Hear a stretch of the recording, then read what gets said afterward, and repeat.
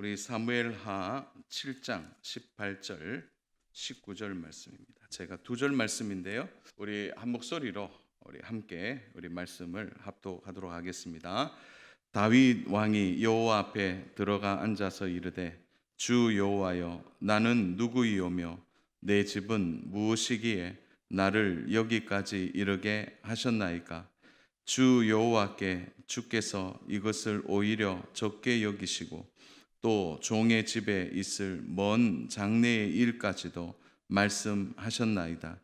주 여호와여 이것이 사람의 법이니이다. 아멘. 오늘 우리가 읽은 이 본문을 가지고 나는 누구인가라는 말씀의 제목으로 오늘 하나님 말씀에 함께 은혜를 나누고자 합니다. 자, 오늘 본문은 하나님께서 나단 선지자를 통해서 다윗에게 축복하실 때 다윗이 이제 하나님께 기도하는 내용이에요. 근데 이 기도는 조금 특별합니다. 그는 이제 왕으로서 하나님 앞에 기도하고 있는 거예요. 왕이 되어서 첫 번째 드리는 기도입니다. 다윗이 처음 사무엘에게 앞으로 왕이 될 것이다라고 기름 부음 받았을 때의 나이가 만 15세 정도라고 보여요. 그래서 학자들의 의견들이 대충 이렇게 공통적으로 한 15세 정도 되었고, 그가 골리앗을 이제 쓰러뜨리고 난 이후에 그가 사울 왕에게 쫓겨 다닐 때 그가 한 10년 정도 도망자 생활을 했다 이렇게 봅니다. 그리고 그가 역사의 무대에 들어올 때가 한 5년 정도 보니까 약 한 15년 정도를 다윗은 매우 공고하고 힘들고 어려운 역경과 고난 속에 살았다는 거죠. 그가 왕이 되어 오늘 첫 번째 드리는 기도가 나올 때의 나이가 30이에요.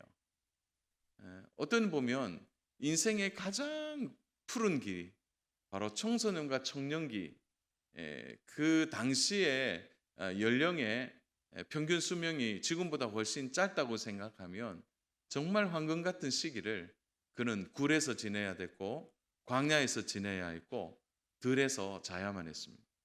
매일매일 목숨의 위기를 가지고 어떻게 보면 전전긍긍하고 살았다 이렇게 말할 수가 있는 거죠. 그리고 15년의 세월이 지나서 드디어 그가 하나님의 말씀대로 왕이 되어집니다. 그는 헤브론에서 예루살렘으로 이제 이스라엘의 수도를 옮겼어요. 유대 지파의 왕에서 이제 온 이스라엘의 왕이 된 것입니다.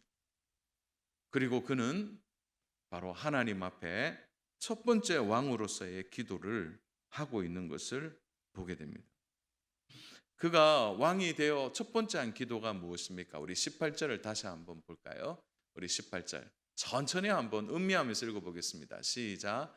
다윗 왕이 여호와 앞에 들어가 앉아서 이르되 주 여호와여 나는 누구이오며 내 집은 무엇이기에 나를 여기까지 이르게 하셨나이까. 다윗이 하나님 앞에 가장 먼저 한 기도는 나는 누구이오며 라는 단어예요. 그러면 목사님 이 단어가 무슨 뜻이에요? 이렇게 말할 수 있는데 나는 누구이오며 이 뜻이 원어는 이렇게 됩니다. 다윗이 자신이 누구인지를 아는 거예요. 나는 누구이오며. 이 말은 하나님께 질문하는 게 아니라 하나님 나는 내 자신이 누군지를 압니다. 이 뜻이에요. 다윗이 제일 먼저 한 기도는 이거예요. 하나님 나는 내 자신이 누구인지 알아요. 그리고 우리 집이 어떤 집인지도 알고 있습니다. 그러니까 이 말을 우리식으로 돌려 말하면 이런 거예요. 하나님 나는 왕이 될 사람이 아니에요. 우리 집안도 그냥 평범한 집안인데 왕의 가문이 될 만한 집안도 아닙니다. 라는 것이 다윗이 왕이 되고 드린 첫 번째 기도입니다. 자신이 누구인지를 말하고 싶은 거죠. 그는 지금 왕의 자리에 앉아 있지만 자신은 형편없는 목동이었다라는 사실을 제일 먼저 하나님께 올려드리고 있는 거예요. 이 다윗이 이 사실을 15년 동안 한 번도 잊지 않고 있었던 것이죠. 하나님 앞에 다윗이 이런 고백을 사실 하기 전에 이미 나단 선지자를 통해 하나님은 말씀해 주셨죠. 8절, 우리가 읽었던 9절 말고 그 위에 8절은 이렇게 됩니다. 그러므로 이제 내 종 다윗에게 이와 같이 말하라. 만군의 여호와께서 이와 같이 말씀하시기를 내가 너를 목장 곧 양을 따르는 데에서 데려다가 내 백성 이스라엘의 주권자로 삼고, 하나님이 나단 선자에게 말하는 거예요. 다윗이 왕으로 이제 세우는데, 다윗이 누구였냐면 목동이라고 얘기하는 거죠. 양을 치는 목동을 내가 불러서 온 이스라엘의 주권자로, 왕으로 내가 삼았다. 이렇게 말하는 거예요. 그러니까 하나님도 얘기하는 거예요. 너는 원래 촌부였다는 거예요. 너는 원래 목동이었다는 거죠. 그런데 내가 너를 이스라엘의 주권자로 삼았다는 거다. 이 사실을 잊지 말라라고 나단 선지자를 통해 다윗에게 말하라고 말씀하고 있는 것입니다. 사랑하는 여러분, 이 말에는요 매우 깊은 뜻이 담겨 있습니다. 이런 거예요. 다윗이 왕이 되지만 너 잊지 말라라는 거예요. 너는 원래 뭐였다고요? 한번 대답해 보세요. 너는 원래 뭐라고요? 목동이었다는 거예요. 그를 내가 왕으로 세웠다는 거예요. 그래서 다윗 새벽에 말하는 거예요. 너가 누구냐? 이렇게 물으면 나는 목동입니다. 이것이 다윗이 다윗되게 만드는 너무 중요한 하나님의 인생에 대한 해석이에요. 사랑하는 여러분, 자신이 누구인지를 아는 것, 이것이 신앙생활에 있어서 가장 중요한 핵심입니다. 다윗은 왕이 되기 전에 그는 말할 수 없는 고난의 삶 속에 어려움이 있었지만 한결같이 그는 마음으로 고백한 게 뭐였어요? 그래, 나처럼 미천한 나는 원래 목동이었는데. 그는 자신이 누구인지를 너무 잘 알았기 때문에 자신에게 오는 이러한 고난, 어려움, 힘든 것을 그가 이겨낼 수 있게 된 것입니다. 다윗은 지금 자신에게 주어진 이 과분한 은혜들을 그가 목동이라는 고백과 함께 앞으로 하나님이 자신에게 줄 미래에 대한 약속들에 감사하고 있는 것을 보게 됩니다. 그것이 오늘 19절의 말씀이에요. 19절을 한번 볼까요? 주 여호와여, 주께서 이것을 오히려 적게 여기시고 또 종의 집에 있을 먼 장래의 일까지도 말씀하셨나이다. 주 여호와여, 이것이 사람의 법이니이다. 그 다윗이 자신의 집을 어떻게 말합니까? 종의 집이라고 말합니다. 종의 집. 자신의 집안도 원래는 형편없는 집이다. 종의 집. 이 종의 집에 하나님이 과분한 은혜를 주셨다는, 자신과 자신의 집안에 대하여도 자신이 그 위치를 잊지 않고 있는 것입니다. 다윗이 왕이 되고 그가 첫 번째 드린 것이 감사의 기도가 아니라 자신이 누구인지를 아는 것에서부터 시작되고 있다는 사실을 우리는 염두에 두어야 합니다. 최초 에덴 동산에서 범죄가 일어났던, 죄악이 들어왔던 비극의 시작이 무엇으로 시작했습니까? 하나님이 그 에덴 동산 중앙에 바로 나무 열매를 따먹지 말라 이렇게 말씀하시는 것은 그것을 먹었느냐 먹지 않느냐 이 문제보다 더 중요한 것이 있다는 것을 말씀해 주신 것이죠. 그것은 아담과 하와가 에덴 동산에 살아가면서 자신이 누구인지를 잊지 말라고 하나님이 그 경계를 바로 나무 열매를 통해 나타내고 있는 것입니다. 모든 것은 다 할 수 있는데 바로 에덴 동산 중앙에 있는 선악을 알게 하는 나무의 열매를 먹지 말라. 그 따먹지 못하게 하심을 통해서 우리가 누구인지, 아담과 하와가 누구인지를 알고 창조주 하나님이 누구신지를 분명히 보여주신 것입니다. 이렇게 말씀하신 것은 시험하기 위해서 주신 게 아닙니다. 자신이 누구인지를 분명히 하려는 거예요. 아, 나는 피조물이구나. 창조주 하나님은 우리에게 말씀하시고 나는 그 말씀을 지킬 피조물이라는 그 뚜렷한 경계의 말씀을 하나님이 주신 것이죠. 그런데 누구예요? 자신이 누구인지를 망각하고 그 선을 넘는 순간 죄가 물밀듯이 들어오게 된 거예요. 하나님처럼 되고 싶다라는 거예요. 오늘 이 땅에 일어나는 많은 비극들 중에 그 내면을 깊이 들어가 보면 바로 창조주와 피조물 사이의 경계가 허물어져서 생기는 일들이 얼마나 많이 있는지. 사랑하는 여러분, 오늘 우리가 하나님의 은혜로 살아간다고 날마다 고백하면서 우리는 살아가고 있습니다. 지난 한 주 동안도 야, 진짜 하나님의 은혜구나 이렇게 고백하고 살아갑니다. 중요한 것은 이런 마음이 한결같은 마음이 되어야 한다는 것이죠.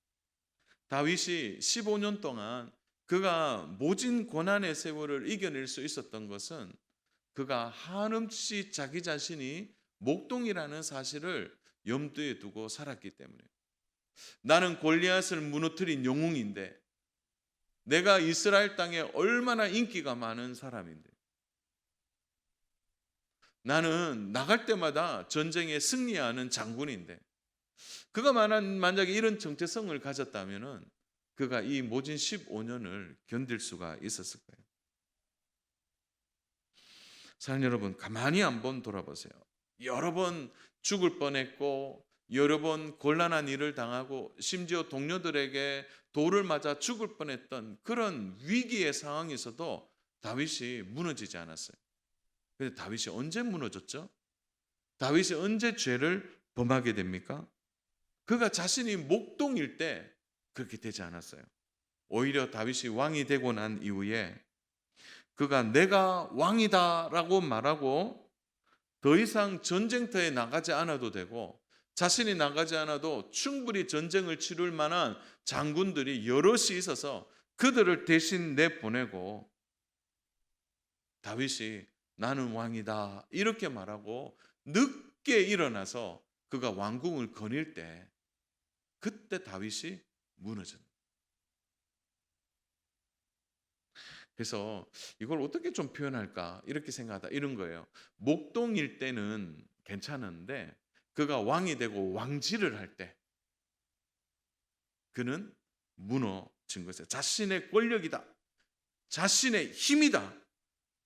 그러다 보니까 남의 아내를 빼앗고 간음하게 되고, 그리고 가장 충신을 바로 살인 교사하게 되는 그런 끔찍한 일을 다윗이 범하게 되는 것입니다. 주 안에 사랑하는 여러분, 우리가 은혜를 알고 은혜 속에 살아가면서 참된 믿음의 길에서 벗어나지 않는 가장 좋은 방법은 내가 내 자신이 누구인지를, 다시 말해서 내가 정말 형편없는 사람이라는 사실을 잊지 않고 사는 것, 이것이 얼마나 중요한지 모릅니다. 우리 한번 같이 한번 고백하겠습니다. 연습해야 되죠. 나는 원래 형편없는 사람이다. 예. 다윗이 이것을 잊지 않았을 때는 어떤 시험도 이겨낼 수 있었어요. 그러나 다윗이 가장 높은 위치에 올라섰을 때 그는 자신의 힘과 권력을 가지고 왕지를 하는 거예요. 그럴 때 다윗이 넘어지게 된 것입니다. 사랑하는 여러분, 오늘 우리가 참 이 자리에 있는 것 하나님의 은혜입니다. 처음을 돌아봐도 이게 하나님의 은혜가 아니면 우리가 이렇게 이곳에 있을 수가 없는 것입니다. 우리가 늘 하나님의 은혜 속에 살아가는 방법은 하나예요. 내가 누구인지를 아는 것입니다. 하나님의 은혜로 주어지는 것이 많아서 오늘 많은 것을 우리가 누리고 살아갑니다. 그 어느 때보다 우리는 풍족한 삶을 살아갑니다. 내일 끼니를 걱정하지 않아도 되고요. 어디든지 가려고 하면 차키를 가지고 시동만 걸면 어디든지 갈 수 있습니다. 더울 때는요, 시원한 옷을 찾게 되고, 또 추울 때는 따뜻한 옷을 넉넉하게 가지고 있을 만큼 오늘 우리는 풍족하게 사는 것입니다. 그렇지만 우리가 이 풍족함 속에서도 내가 누구인지를 잊지 않고 사는 일은 우리의 영성을 지키는 가장 귀하고 중요한 일이라는 사실을 절대 잊어서는 안 된다는 거죠. 사랑하는 여러분, 다윗의 인생에서 다윗이 왕이 되기 전과 왕이 된 후의 삶이 우리가 비교했을 때 어떤 삶이 다윗에게 더 복된 삶이라고 말할 수 있을까요? 그가 왕이 되었을 때 아니에요. 그가 오히려 부족하고 없는 것 투성인 목동의 삶이 오히려 다윗을 더 다윗되게 만든 것입니다. 시편에 다윗의 주옥 같은 시가 언제 많이 만들어졌습니까? 그가 왕이 되기 전에 그가 목동의 삶을 살아가고 또 10년 동안 도망자의 생활을 하면서 그런 주옥 같은 여러 시를 남기고 있는 것을 보게 되는 것입니다. 그래서 다윗이 언제 인생이 빛이 났느냐? 오히려 그가 목동일 때 더 빛난 인생을 살았다라고 말할 수 있습니다. 사랑하는 여러분, 이까지 우리가 이해가 되고 동의가 되지만 우리는 끊임없이 상향의 삶을 원하고 살아가요. 아마도 목동 같은 삶, 왕 같은 삶 선택하라면 어떤 거 선택하시겠습니까? 한번 해볼까요? 자, 왕같이 살고 싶은 분. 체면 때문에 손은 못 들겠고 분위기 가지고 왕으로 손 들면 신앙 없다고 얘기할 거야. 목동처럼 사는 거. 예, 그러면 또 손을 들면 또 목동으로 끝까지 살아야 되나? 이렇게 생각할 수 있는 거예요.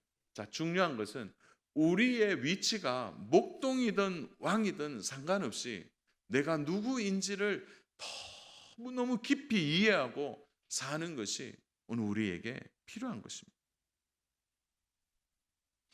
사랑하는 여러분, 우리는 얼마나 변질되기 쉬운 사람인지 모릅니다. 조금만 있으면요, 금방 있다고 자랑하고요. 조금만 무엇이 되면 된 것처럼 해요. 제가 요즘 정치에는 신경을 전혀 안 쓰는데 요즘 보세요. 권력을 가진 사람들이 얼마나 싸우는 거예요. 다 그거는요, 상향을 향한 삶입니다. 그러한 마음이 얼마나 변질되고 부패해지는지를 우리는 깨달아야 하는 것이죠. 어떤 분은 그래요. 목사님, 어릴 때 저 너무 많이 고생해서 고생한 얘기 하기도 싫고 너무 고생하다 보니까 그 과거 이야기 하는 것도 과거 생각하는 것 또 그때 내가 그때 생각하면 차라리 지금이 나아요. 그렇게 말씀하시는 분도 있습니다. 저도 동의합니다. 그러나 우리가 언제나 잊지 말아야 될 그 어려운 시기에 어려움만 있었습니까? 오히려 어려워지니까 작은 것에 감사했지 않았습니까? 어려울 때 오히려 하나님을 더 찾지 않았어요. 오히려 힘들 때 눈물이 있었고 힘들 때 예배에 간격이 있었고 조금 시험이 오고 곤란이 오고 고난이 오고 어려워지니까 어떻게 하든지 하나님 의지하려고 예를 썼던 그 모습이 우리 안에 담겨 있지 않았습니까? 사랑하는 여러분, 오늘을 살아가는 참된 지혜는 나 자신이 누구인지를 잊지 않고 내가 원래 형편없는 사람인데 하나님이 오늘 나를 세워주셨다는 이 진리의 사실 앞에 우리가 겸허히 설 때 우리가 넘어지지 않는 믿음의 삶을 살게 되는 것입니다. 저도 목회를 하면서 늘 잊지 않는 것이 있습니다. 새벽 기도를 늘 할 때마다 저 자리에 앉아서 제일 먼저 하는 기도가 있습니다. 그 기도가요, 제일 먼저 그냥 습관처럼 나오는 첫 번째 기도가요. 하나님, 농공교회는 주님의 교회입니다. 제일 먼저 고백. 두 번째 고백은 저는 종입니다. 저는 종이에요. 농공교회의 당회장은 우리 하나님이시다. 주님, 저는 종이에요. 그 고백을 한 번도 빠뜨리지 않았어요. 종이라는 사실을 잊지 않는 거예요.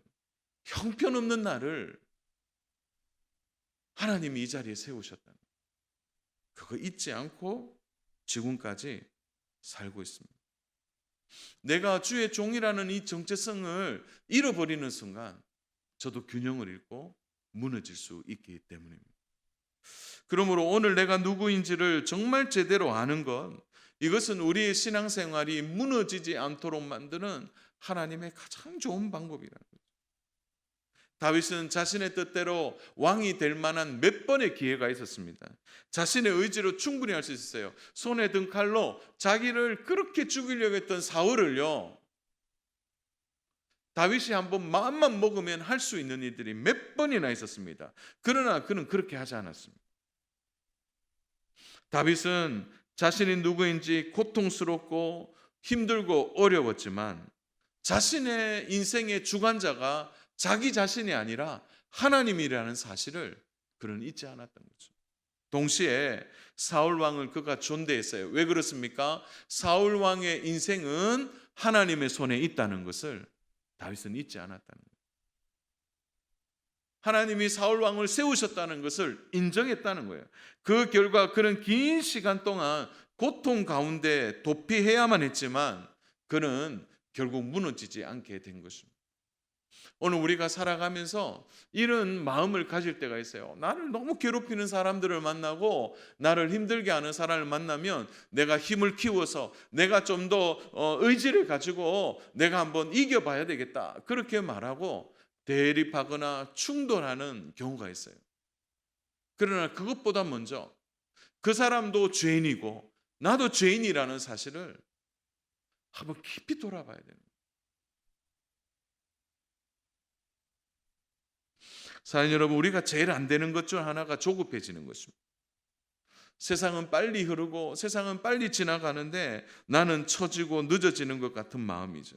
그러다 보니까 어떻게 돼요? 나도 빨리 가야지 하는 마음 때문에 하나님의 뜻을 기다리지 못하고 자신의 힘으로 지혜로 그것을 해보려고 하다가 넘어지는 일이 얼마나 많이 있는지 모릅니다. 그러므로 사랑하는 여러분, 우리가 내가 누구인지를 알면 동시에 나의 인생의 주관자가 누구인지를 또 알아야 되는 거예요. 다윗이 잊지 않았던 것은 나를 목동에서 주관자로 세우신 분이 하나님이시라는 사실을 다윗은 한시도 잊지 않아요. 사랑하는 여러분, 우리의 인생이 내 인생의 내 뜻대로 되는 것 같지만 우리 살아봤잖아요. 내 뜻대로 됩니까? 아니에요. 살면 살수록 내 인생의 주관자가 계시다는 것을 우리가 경험하고 있지 않습니까? 그러면 내 인생의 주관자에게 내 인생을 맡기고 그분이 이끄시는 대로 내 삶을 올려드려 살아가는 일이 얼마나 중요한 일인지 모릅니다.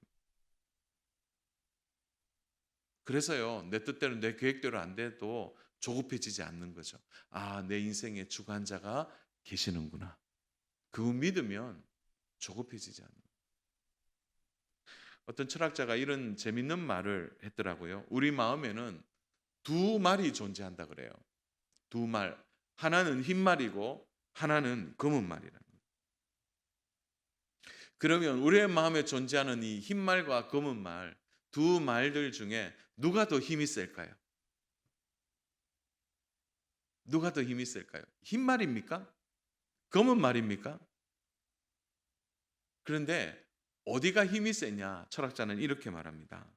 정답은 주인이 밥을 많이 주는 쪽이 더 힘이 세다는 거예요.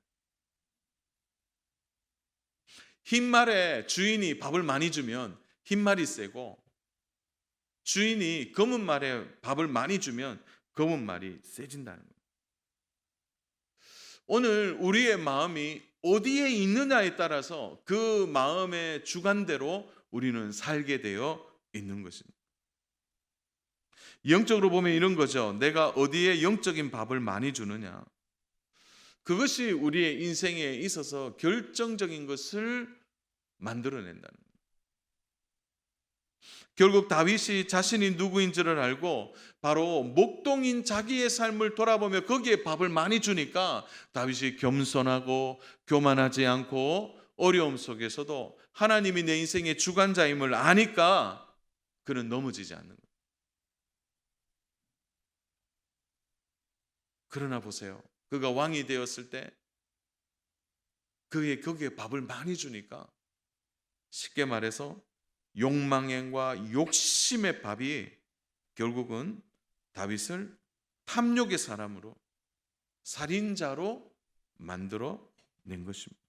그러므로 우리는 끊임없이 이 질문을 해야 합니다. 나는 어디에 밥을 많이 주고 있는지, 나는 내가 누구인지를 나는 어떻게 기억하기 위하여 어디에다가 밥을 많이 주고 있는지를 생각해 봐야 돼요. 이스라엘 백성이 40년 동안 광야 생활할 때마다 그는 늘 하나님께 질문했어요. 하나님, 왜 이렇게 뺑뺑 돌아요? 바로 들어가면 되는데 왜 40년의 광야 생활을 이렇게 낭비되도록 40년을 돌아야만 합니까? 고통스러운 시간을 지나야만 합니까? 그들이 수없이 질문했을 겁니다. 근데 하나님이 그들을 향해서 답을 어떻게 주고 계세요? 신명기 8장 2절 3절인데요. 우리 신명기 8장 2절 3절 우리 같이 한번 합독하겠습니다. 같이 합독합니다. 내 하나님 여호와께서 이 40년 동안에 내게 광야길을 걷게 하신 것을 기억하라. 이는 너를 낮추시며 너를 시험하사 내 마음이 어떠한지 그 명령을 지키는지 지키지 않는지를 알게 하심이라. 너를 낮추시며 너를 줄이게 하시며 또 너를 알지 못하는 내 제사장들도 알지 못하던 만나를 내게 먹이신 것은 사람이 떡으로만 사는 것이 아니요 여호와의 입에서 나오는 모든 말씀으로 사는 줄을 내가 알게 하려 하십니다. 자, 2절과 3절에서 반복되는 단어가 딱 나와요. 이게 하나님의 마음입니다.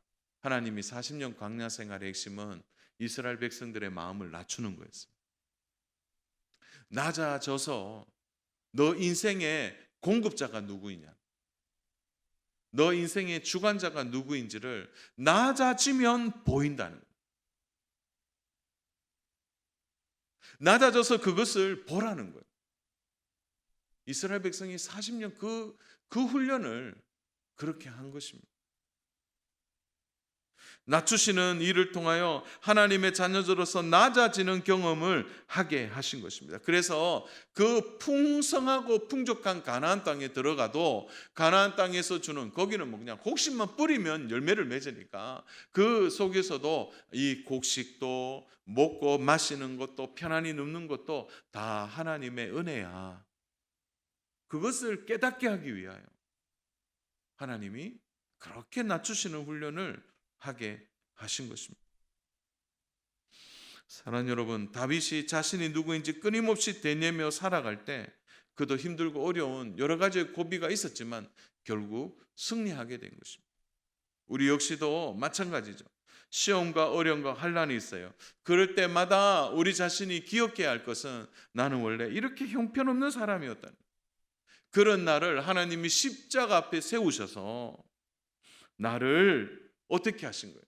하나님의 자녀로 새롭도록 우리의 죄를 용서하시고 우리를 하나님의 자녀로 불러주신 은혜가 우리 안에 있는 것입니다.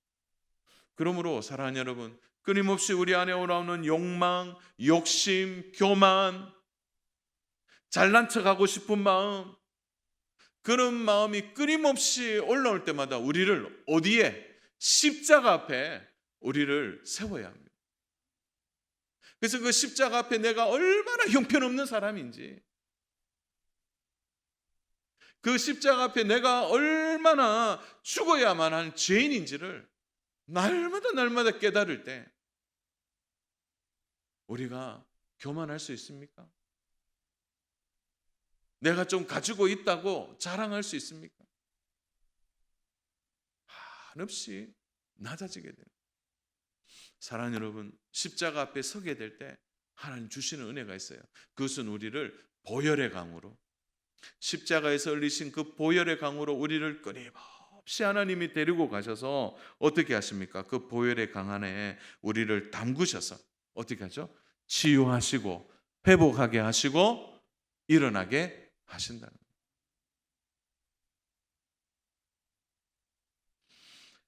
사랑 여러분, 그래서요, 우리 자신이 누구인지를 아는 사람은 매일 십자가 앞에서 보혈의 강의 체험을 하게 되는 겁니다.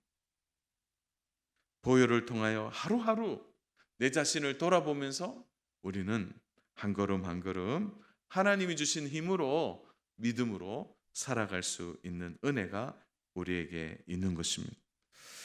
그러므로 사랑하는 여러분, 오늘 우리가 이 말씀 앞에서 우리도 똑같은 고백을 해야 되지 않을까요?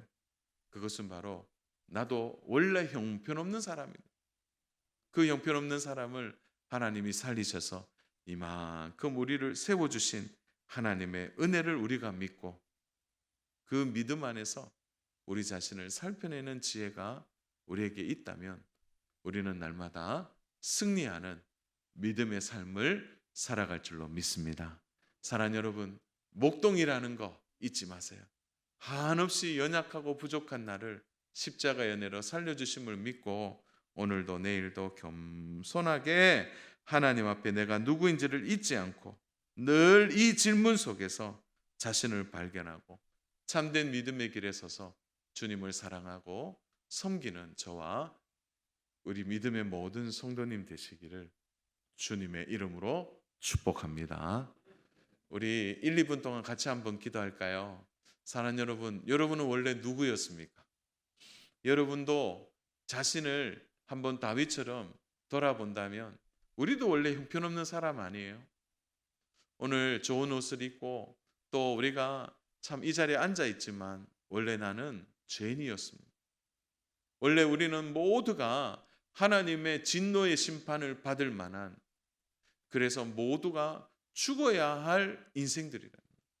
그런 우리를 살려주시고 오늘 하나님의 자녀로 삼아주신 이 은혜를 우리가 잊지 말아야 할 것입니다. 이만큼 먹고 살고 살아갈 수 있도록 하나님이 주신 은혜들을 우리가 잊지 않기 위하여 우리의 과거를, 내가 누구인지를 날마다 깨닫고 고백하는 신앙의 대생김질은 우리를 참된 경건과 영성으로 이끌어가는 하나님의 은혜가 되는 줄로 믿습니다.